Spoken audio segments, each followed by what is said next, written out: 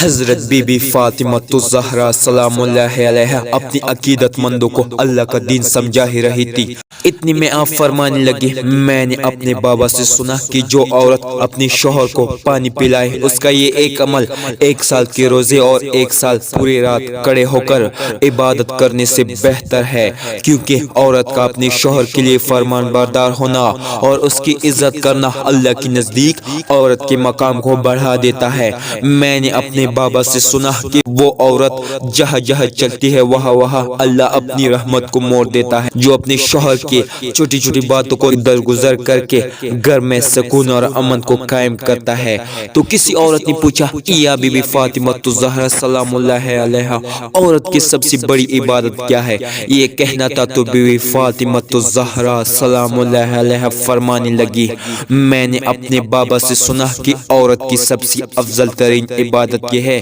کہ وہ اپنی اولاد کی اچھی پرورش کرنا ہے، اپنی گھر کو جنت بنانا ہے، کیونکہ عورت جب گھر کے کام میں مصروف ہوتی ہے تو اللہ اس وقت ایک ایک پل عبادت میں شامل کر دیتا ہے۔